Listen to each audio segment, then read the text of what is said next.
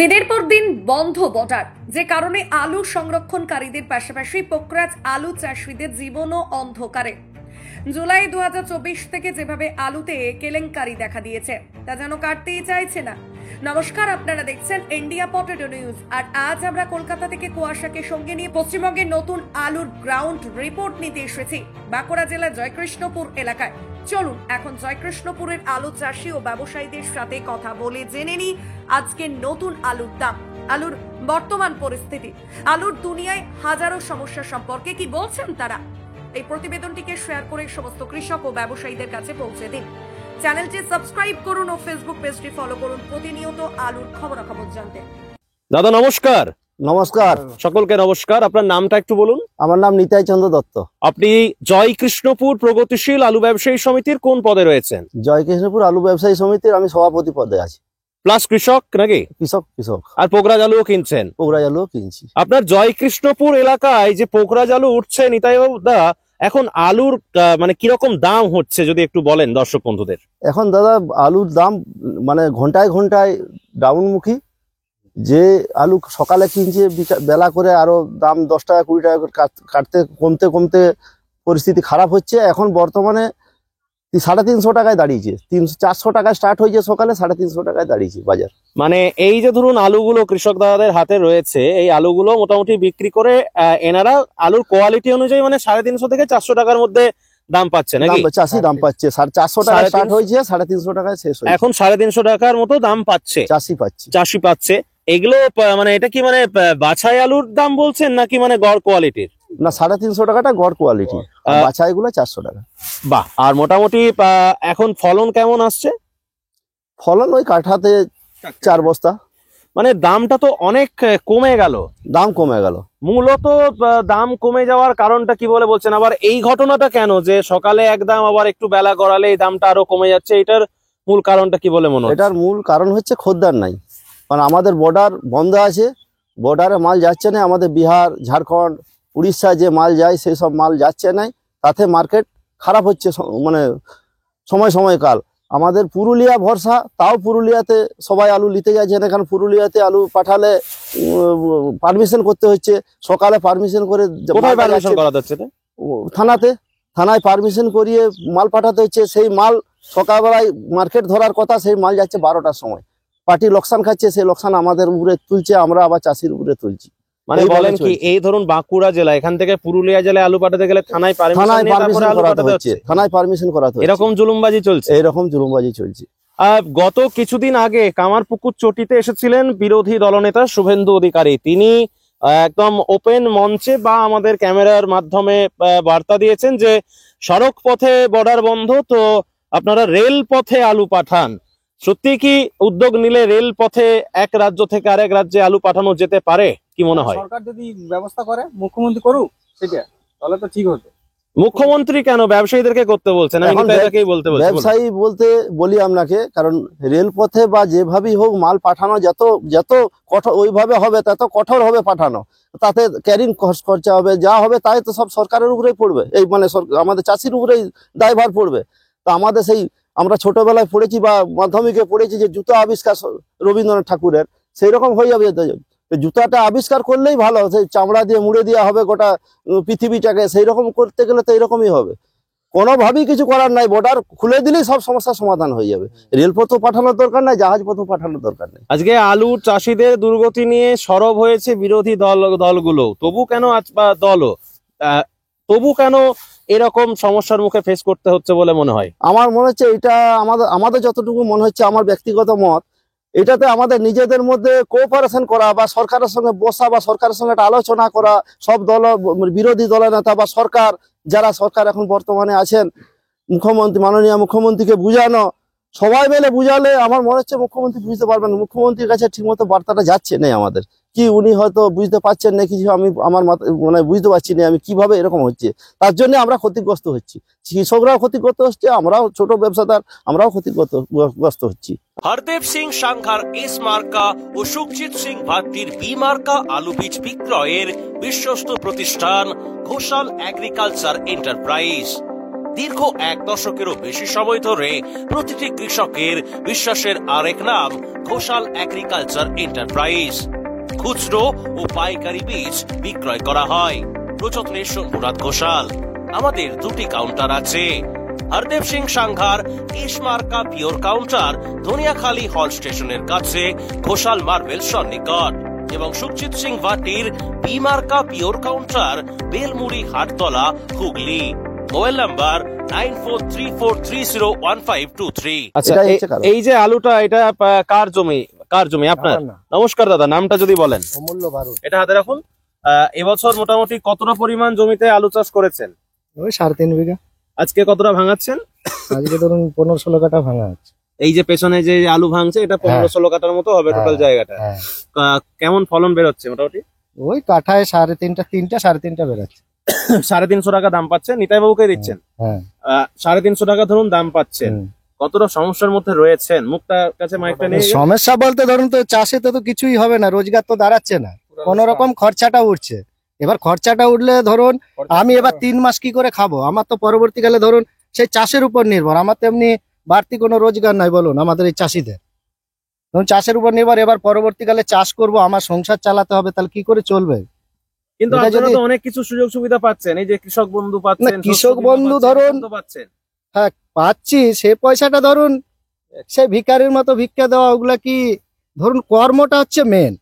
আমি পেয়ে গেলাম সেই কুড়া লোকের মতো আগে গল্প শুনেছি, পাওয়ার থেকে আমরা কর্ম করে যদি কিছু পয়সা উপার্জন করতে পারি তার তবেই তো উন্নত হবে। মানে আপনারা বলতে হ্যাঁ। চাইছেন যে আমরা পরিশ্রম আমরা পরিশ্রম রোজগার করে করতে করব। চাই, আমাদেরকে যেন স্বাধীনতাটা দেয়, হ্যাঁ হ্যাঁ হ্যাঁ হ্যাঁ, সেই জিনিসটা আপনারা দাবি আমরা আবার রাখছেন। দাবি রাখছি। এই যে দিনের পর দিন পোকরাই আলুর দাম কমছে, আগামী হ্যাঁ। দিন আরো তো তাহলে দাম কমে হুম। যাওয়ার আশঙ্কা রয়েছে। আর পোকরাই আলু তুলতে বাকি আছে কতটা জমি? এখন বহুত জমি আছে আপনার আমার বিঘে 2 আছে গা। এখনো 2 বিঘা রয়েছে, হ্যাঁ। ওগুলো কবে ভাঙবেন? মোটামুটি দিন 10 পরে কিছুটা ভাঙবো, আবার কিছুটা তখন পরে। তো তাহলে আরো দাম কমে যাওয়ার আশঙ্কা এখন রয়েছে। কমলে বলুন কি করব? আমরা চাষিরা তো চাষ ছাড়া তো কিছু করতে পারছি না, চাষি করে খেতে হচ্ছে, উপায় নাই। আচ্ছা, একটু এগিয়ে আসুন দাদা, একটু। নমস্কার, নামটা যদি বলেন। 3,000 টাকা বস্তা আলু কিনে এরকম পরিস্থিতি দেখুন। মানে আলু বীজ হ্যাঁ। কিনে। হ্যাঁ 3,000 টাকা। আচ্ছা, দাদার কাছে একটু আসুন। হ্যাঁ। নমস্কার, নামটা যদি বলেন। বাসুদেব দাস, দাদা ব্যবসায়ী তো না কৃষক? ব্যবসায়ী এবং কৃষক উভয়। দুটাই বড়। আপনাদের সমিতির কোনো পদে রয়েছে নাকি, না জাস্ট জেনারেল মেম্বার? আমি সহ ক্যাশিয়ার পদে আছি।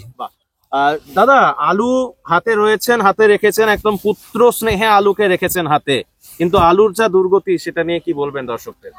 আলুর দুর্গতি মানে সমস্যার মুখে ফেস করতে হচ্ছে আপনাদেরকে। প্রথম সমস্যা হচ্ছে চাষটা তো উৎপাদন হয়ে গেছে, কিন্তু এই চাষটা আর্লি, এটা জানুয়ারি মাসে উৎপাদন হয়, এটা ফেব্রুয়ারি মাসে নয়।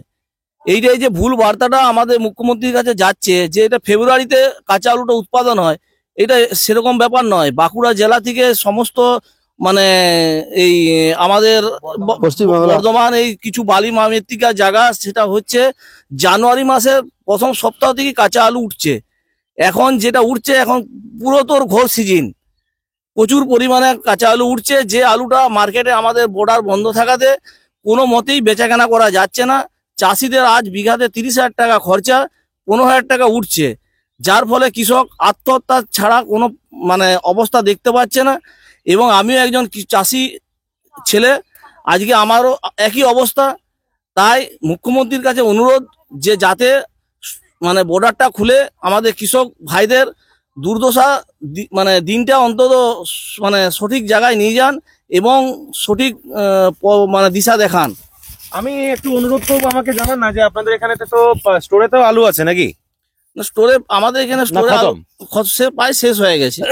মানে এক প্যাকেটও আলু নেই স্টোরে? না, আমাদের স্টোরে এক প্যাকেটও আলু নেই। আর আপনাদের এমনি পার্শ্ববর্তী যে সমস্ত এলাকাগুলো রয়েছে সেখানে তো স্টোরে আলু আছে নাকি? আমাদের বাগাদো এখনো পর্যন্ত আলু আছে, বাগাদোতে বাঁকুড়া সোনামুখী আছে, এদিকে আছে, কিছু কিছু সব আছে। কতুলপুর আছে।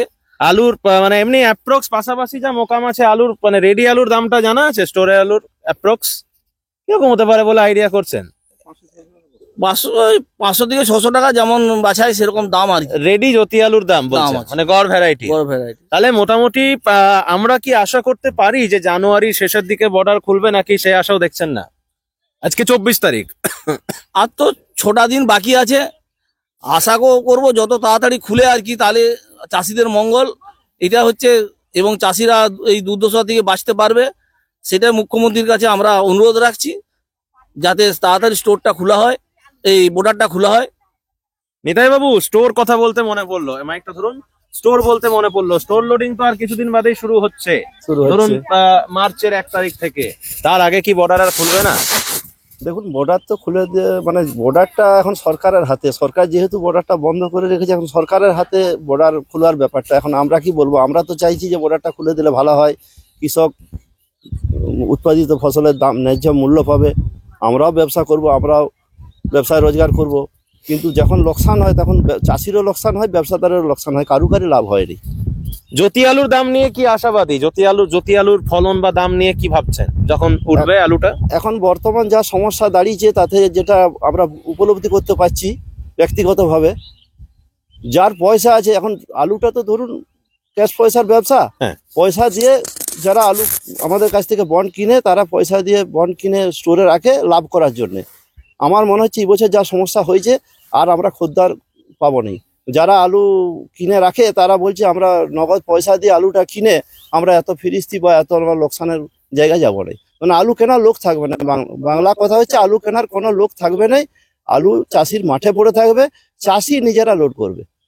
মানে সামনের সিজনে এটুকু কনফার্ম যে যা পরিস্থিতি দেখা যাচ্ছে, এতে কৃষকদেরকে আলুটা রাখতে হবে, ব্যবসায়িক বা স্টকার খুঁজে পাওয়া যাবে না। না, কোনো স্টকার বা ব্যবসায়ী কোনো আলু রাখবে না। যা আলু থাকবে সব চাষির আলু থাকবে, চাষি বেচাকেনা করবে। তখন আমরা যদি বন্ড কেনা বেচা করে 200-500 টাকা রোজগার করতে পারি, সেরকম ভাবে কিনবো, নচেত কিনবো না। কৃষক বাবু নমস্কার। হ্যাঁ নমস্কার। আপনার নাম কি? নিমাইওয়ালা। আমরা এখন কোথায় রয়েছি? জয়কৃষ্ণপুর কলোনি। আপনি এবছর পোগরাজ আলু মোটামুটি কতটা পরিমাণ জমিতে চাষ করেছেন? 7-8 বিঘা। তো হাতে তো আলু নিয়ে দাঁড়িয়ে রয়েছেন, ফলন কেমন হচ্ছে? ফলন মোটামুটি ঠিক আছে। আজ অব্দি কতটা তুলে নিয়েছেন? এটা 2 বিঘা আছে। ফলন ঠিক আছে বলতে মোটামুটি কাটায় ক প্যাকেট করে হচ্ছে? 4টা। আলুর কি দাম আজকে? আলু বেচে কি দাম পাচ্ছেন? 350, 450 চাষির দাম হচ্ছে আজকে। 350 থেকে 400 টাকা। হ্যাঁ, আলুর কোয়ালিটির উপর নির্ভর করছে, কোয়ালিটির উপরে নির্ভর। আর এক্সট্রা খরচটা ব্যবসায়ী দাদাদের, যারা ব্যবসায়ী রয়েছেন তাদের। আলু আপনারা চাষ করেছেন, কি পরিস্থিতিতে রয়েছেন আপনারা, কতটা সমস্যার মধ্যে রয়েছেন যদি দর্শকদের একটু বলেন। পুরাই সমস্যা এখন, বলুন একটু বিস্তারিত বলুন। পুরা মানে একদম এখন লোকসানের মুখে আছে চাষিরা। কেন দাম কম পাচ্ছেন বলে মনে হচ্ছে? এখন সরকার এখন উপরে দেয়, বর্ডার সব সিল, পুরনো আলু জাম স্টোরে বিক্রি নাই। আর এই কারণেই আর এই আলুটি আমাদের সমস্যা, কাঁচা আলুটা। আলুটা যে এখানে বস্তাবন্দি রয়েছে, এটা কাকে বিক্রি করছেন? নিটাইদাকে, নিতাই বাবুকে দিচ্ছেন, তারপরে আলুটা চলে যাবে কলকাতার বা অন্যান্য সব শহরতলি অঞ্চলে, তাই তো? এই কলকাতার দিকে মুখী বেশিরভাগ। এই যে বারংবার বলা হয় যে কৃষকদেরকে একটা সেন্টিমেন্টে বিভিন্ন বক্তব্যের মাধ্যমে রাখা হয়, কিন্তু আদৌ কি কৃষকরা ভালো আছেন? কি বলবেন? না, ভালো নাই, কৃষকরা ভালো নাই। বর্ডার যদি খোলা থাকতো তাহলে কি মনে হয় যে দামটা একটু ভালো পেতেন? ফুল ভালো। যখন আলুটা বসিয়েছিলেন তখন কত টাকা দাম পাবেন এক্সপেক্ট করেছিলেন এক প্যাকেট আলু বিক্রি করে? ম্যাক্সিমাম 600 টাকা, 550-600 প্যাকেট হিসাবে আপনাদের সব আইডিয়া। আপনাদের এই সারাউন্ডিং যে এরিয়াটা রয়েছে, আমরা যেখানটার মধ্যে রয়েছি, এখানে মোটামুটি কত % পোগরাজ আলু খোদাই কমপ্লিট হয়ে গেছে বলে মনে হয়? এইখানে 4% হয়েছে, মানে এখনো অনেকটাই বাকি রয়েছে। প্রথম যখন এখানে ভাঙা শুরু হয়, আজ থেকে কতদিন আগে? জানুয়ারি প্রথমে।